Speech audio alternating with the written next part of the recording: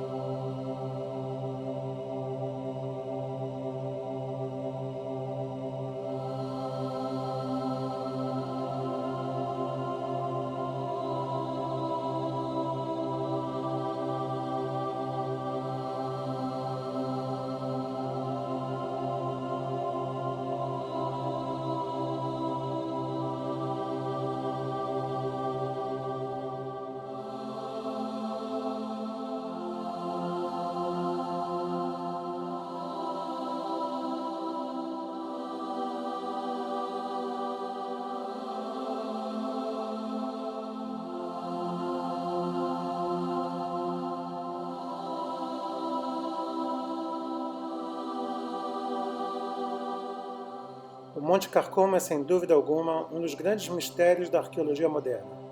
Segundo o professor Emanuel Anati, este monte é, sem dúvida alguma, o Monte Sinai.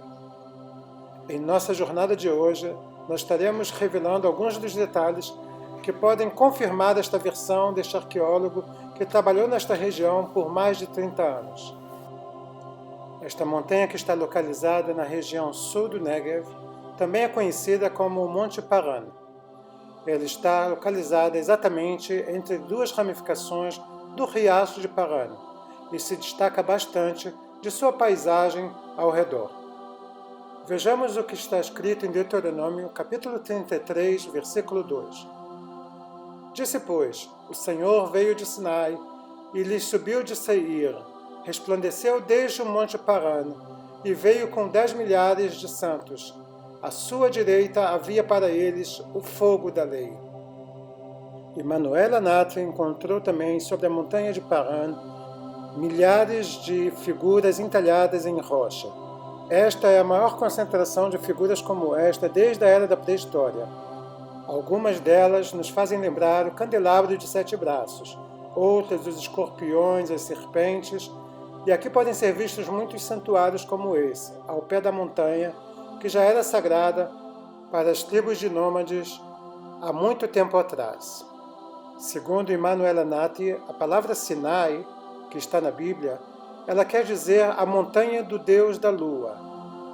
Portanto, quando Moisés chega ao Monte Horebe, o Monte Sinai, ele já era conhecido como uma montanha sagrada, a montanha de Deus, que também era um local apropriado para se trazer o rebanho, pois bem abaixo dela podem se encontrar as fontes como essa, que serviam para saciar a sede das ovelhas. E posteriormente também serviu para que o povo de Israel sobrevivesse durante a peregrinação do deserto. Seria realmente o Monte Carcum o Monte Sinai? Esta é uma resposta que ainda não temos. Há ainda quem diga que o que veremos agora é uma explicação para a sarça ardente. Note que no alto da montanha de Calcum existe uma pequena caverna em que se pode ver o outro lado, e no meio dela um pequeno arbusto. Por volta do meio-dia, a luz bate e ilumina a caverna em volta, tornando a impressão de que há um halo em torno deste arbusto. Seria este o fenômeno da sarça ardente? É impossível afirmarmos se essa passagem já existia na época de Moisés, muito menos se esse arbusto estava ali no mesmo lugar. Mas que o fenômeno é um fenômeno incrível e que pode ser visto somente aqui no Monte Calcum é um fato muito interessante. Vamos observar um pouco mais este fenômeno incrível no Monte Calcum.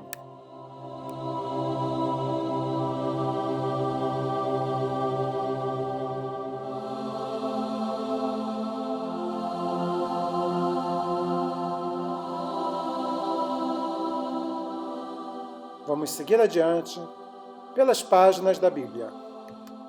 Bem, hoje eu estou neste local incrível que é Timna, uma reserva natural e um parque arqueológico no sul de Israel, não muito distante de Eilat.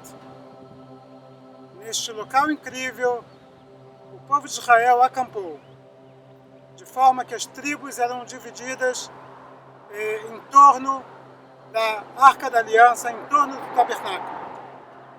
Timna também é conhecida como o local das minas do rei Salomão. Bem, se você ainda não conhece este local, quando você vier a Israel, não perca a oportunidade de conhecer um lugar simplesmente inesquecível. Siga-me nos passos de Josué. Nós vamos seguir adiante pelas páginas da Bíblia. Quando os primeiros pesquisadores chegaram aqui, a conclusão deles é de que este era o local das minas do rei Ramsés, faraó Ramsés do Egito, que tinha como aqui o seu posto avançado para a exploração do cobre. Porém, nos últimos anos, uma pesquisa detalhada utilizando carbono 14 revelou que essas minas não são do 15º século a.C., mas sim em torno do 9º século a.C., ou seja, o período de Davi e de Salomão. As escavações revelam que durante o período de Ferro, ou seja, o período que começa com a Era Davídica, o local foi amplamente explorado. Com uma tecnologia muito avançada, os edomitas retiravam metal para Davi e para Salomão. O local era controlado pela elite judaica de Jerusalém. Este fato ficou comprovado com a descoberta de tecidos da nobreza judaica em Timna no começo de 2016. Sendo assim, as evidências arqueológicas que estão sendo descobertas estão revelando a veracidade do texto da Bíblia.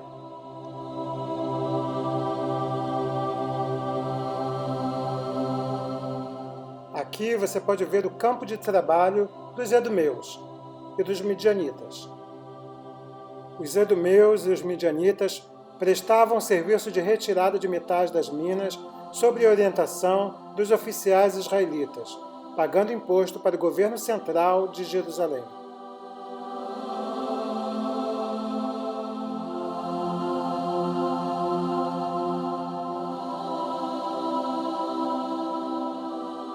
O que você está vendo aqui são os restos de um dos fornos que eram utilizados para a separação do metal. Calcula-se que para a separação do metal nesses fornos levava-se até mesmo 8 horas de trabalho intenso, mantendo as chamas bem acesas.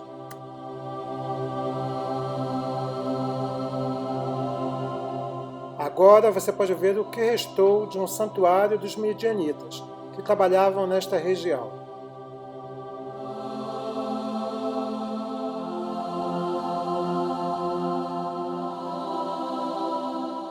Timna também é conhecida por suas formas geológicas incríveis.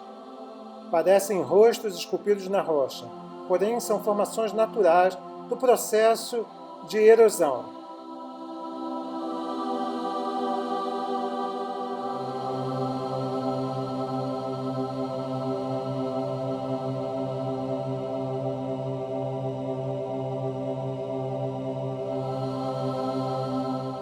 Nos dias de hoje, a cratera natural de Timna abriga um dos parques nacionais mais interessantes de Israel. Ele está localizado bem ao sul do país, no caminho para Eilat, na região da Arava.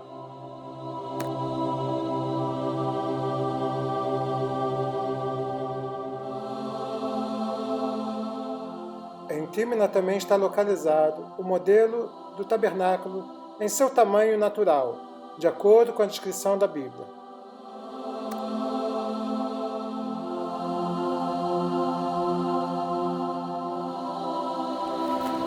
Shalom! Eu estou aqui bem acima da tenda da revelação, o tabernáculo do deserto. O que vocês estão vendo aqui é uma reprodução construída por uma organização batista dos Estados Unidos aqui em Israel, para que os visitantes pudessem compreender como era o tabernáculo no Velho Testamento, exatamente as suas proporções e os instrumentos que haviam dentro dele, conhecendo os detalhes do que havia no seu interior. Exatamente há 3.500 anos atrás, um jovem chamado Josué ficava bem à porta da tenda, de uma tenda como esta.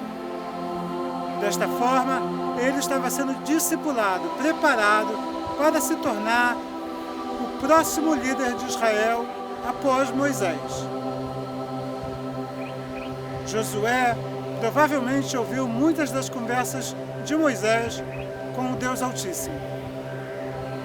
E é exatamente num lugar como esse que ele começa a se tornar um general e um líder eficaz. O povo de Israel ficava acampado exatamente aqui em Timna. E em volta do tabernáculo ficavam acampadas as 12 tribos de Israel. Na nossa jornada de hoje, nós estaremos conhecendo um pouco mais sobre os detalhes do tabernáculo e da região de Timna. Siga-me pelas páginas da Bíblia.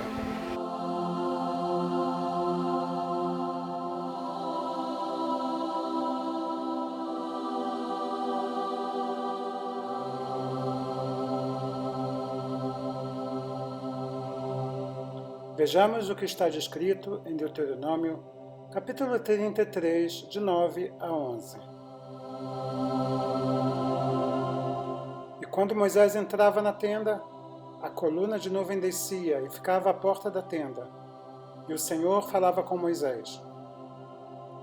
Assim via todo o povo a coluna de nuvem que estava à porta da tenda, e todo o povo, levantando-se, adorava, cada um à porta da sua tenda. E falava o Senhor a Moisés face a face, como qualquer fala com seu amigo. Depois tornava Moisés ao arraial, mas o seu servidor, o mancebo Josué, filho de Nun, não se apartava da tenda. Aqui nós podemos ver que Josué começou a sua liderança, ajudando o líder principal do povo de Israel, Moisés, em sua tarefa de intermediar entre o povo e Deus. Agora, vamos conhecer um pouco mais do interior da tenda da revelação.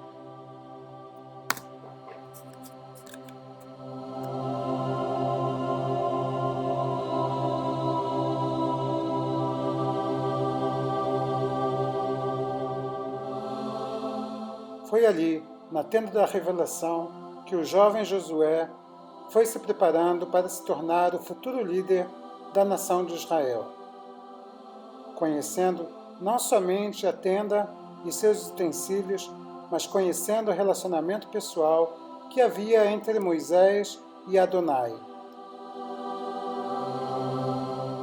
Com certeza, este relacionamento entre Moisés e Adonai foi o que impulsionou a um relacionamento pessoal entre Josué e o Deus de Israel.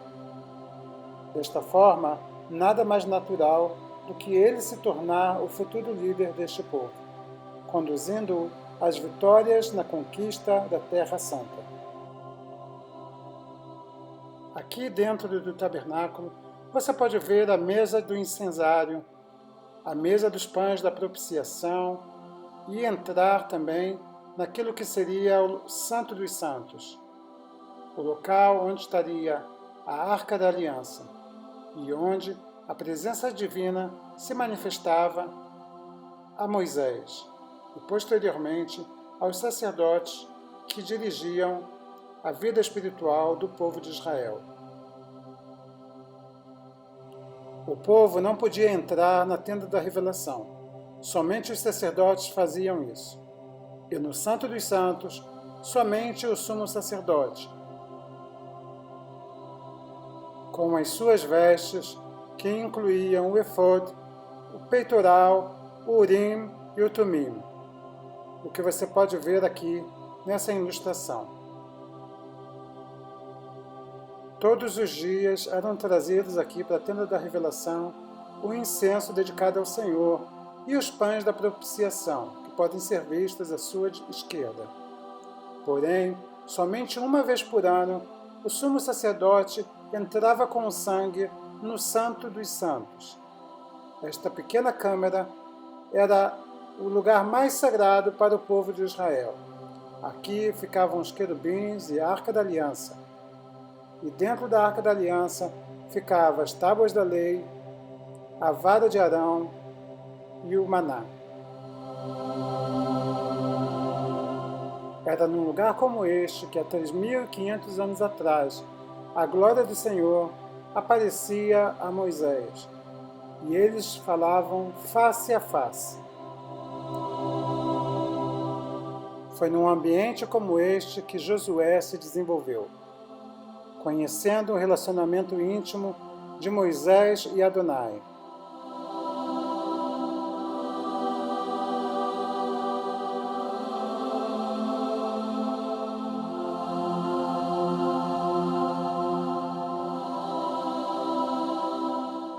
Vejamos agora o que havia dentro da Arca da Aliança.